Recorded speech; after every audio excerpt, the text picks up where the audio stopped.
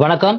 இந்த பதிவில் நம்ம பார்க்க போறது வாழ்க்கை துணை என்று சொல்லக்கூடிய, அதாவது ஆண்களுக்கு பொண்ணு பார்க்க போற டயத்திலையும் சரி, பெண்களுக்கு வரன் பார்க்கக்கூடிய டயத்திலையும் சரி, சிலர் கேட்கக்கூடிய ஒரு கேள்வி என்ன அப்படின்னா, பொண்ணு எங்களுக்கு தேடி வந்து அமையுங்களா அல்லது நாங்க தேடி போகணுமா அப்படின்னு கேட்பாங்க. அதே மாதிரி வந்து பாத்தீங்கன்னா, பையன் எங்களுக்கு தேடி அமையுங்களா அல்லது நாங்களா தான் தேடி போகணுமா அப்படிங்கறது கேட்பாங்க.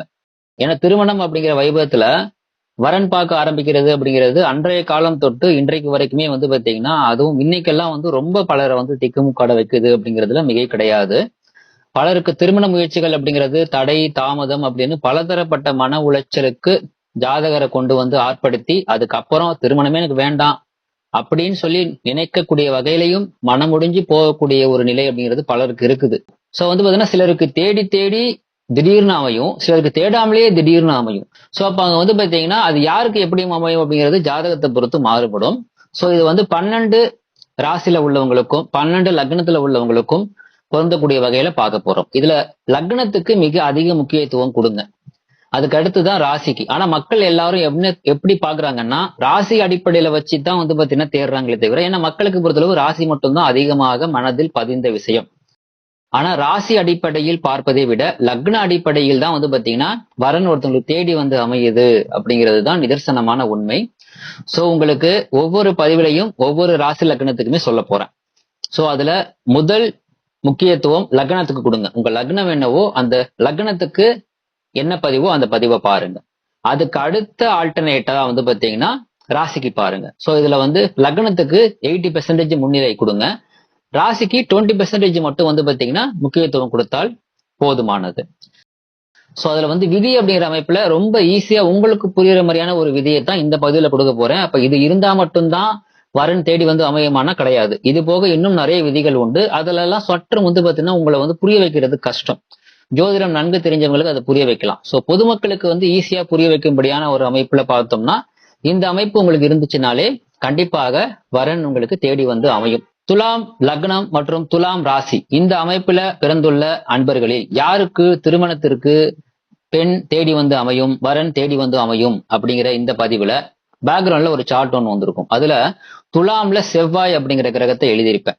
அதாவது நீங்கள் துலாம் லக்னம் அப்படின்னா இந்த அமைப்பு உங்களுக்கு இருந்தது அப்படின்னா 80% இதை நீங்க வந்து பாத்தீங்கன்னா 100 பக்காவா நீங்க மேட்ச் பண்ணி பார்க்கலாம் துலாம் லக்ன அன்பர்களுக்கு. இதே வந்து பாத்தீங்கன்னா துலாம் ராசினா இது 20% தான் பொருந்தும். சோ அப்ப வந்து என்ன பண்ணணும்னா, உங்களுடைய லக்னம் வேற லக்னமா இருக்கக்கூடிய பட்சத்துல அந்த லக்னத்துக்குரிய பதிவை பார்த்துக்கோங்க. இவங்களுக்கு தான் வந்து பாத்தீங்கன்னா திருமண காலகட்டத்துல தேடி வந்து வரன் பெண் அமையக்கூடிய ஒரு அமைப்பு அப்படிங்கிறது உண்டு. நீங்க தேடுறதுக்கு முன்னாடியே தேடி வந்து அமையுமா, அல்லது தேடி தேடி ஓஞ்சி அலைஞ்சு போனதுக்கு அப்புறமா எனக்கு இனிமே கல்யாணமே வேணான்னு உட்கார்ந்ததுக்கு அப்புறம் அமையுமா அப்படிங்கிறது மட்டும்தான் சுயஜாதகத்தை பேஸ் பண்ணி மாறுபடும். இது போக இன்னும் நிறைய விதிகள் உண்டு வரன் தேடி வந்து அமைகிறதுக்கு. ரொம்ப முக்கியமான ஒரு அமைப்பு. ஒருத்தருக்கு வரன் தேடி வந்து அமையக்கூடிய ஒரு கிரக நிலை எந்த அளவுக்கு வந்து பாத்தீங்கன்னா உங்களுடைய ஜாதகத்துல இருக்குதோ அதை டிஸ்டர்ப் பண்ணக்கூடாத அல்லது வந்து பாத்தீங்கன்னா கெடுக்கக்கூடாத ஒரு அமைப்பு உங்க ஜாதகத்துல இருக்கணுங்கிறது ரொம்ப முக்கியம். அப்படி இருந்தது அப்படின்னா தேடி வர்றது கூட கை நழுவி போகக்கூடிய ஒரு அமைப்பு அப்படிங்கிறது பலருக்கு இருக்கும். சோ அது வந்து பாத்தீங்கன்னா அதுல நிறைய விதிகள் இருக்குது. அதை வந்து ஏத்தீங்கன்னா இந்த ஒரு விதி மட்டும்தான் அப்படின்னு சொல்லி ஈஸியா புரிய வைக்கும்படியான ஒரு விதிகள் அப்படிங்கிறது அங்க இல்ல.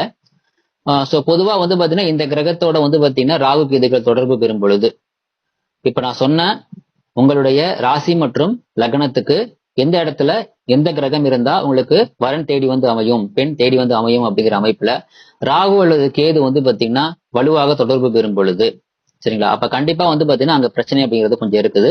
அதுக்குரிய கோவில் பரிகாரம் அப்படிங்கறத வந்து பாத்தீங்கன்னா சுயஜாதக அடிப்படையில எந்த கோவில் பரிகாரம் செய்தா நல்லது அப்படிங்கறத செஞ்சுக்கிட்டு நீங்க வந்து உங்களுடைய வரன் தேடி வந்து அமையக்கூடிய ஒரு அமைப்பை டிஸ்டர்பன்ஸ் இல்லாம நீங்க பார்த்து கொள்ளலாம். கடைசி முக்கியமான ஒரே ஒரு பாயிண்ட், இந்த அமைப்பு இருக்குது, சொல்ல போகக்கூடிய அமைப்பு இருக்குது, பட் திருமண பிராப்தமே உங்க ஜாதகத்துல இல்லைன்னு வைங்க, அந்த அமைப்பு இருந்தும் வேலை செய்யாது அப்படிங்கறத புரிஞ்சுக்கோங்க. வாழ்த்துக்கள்.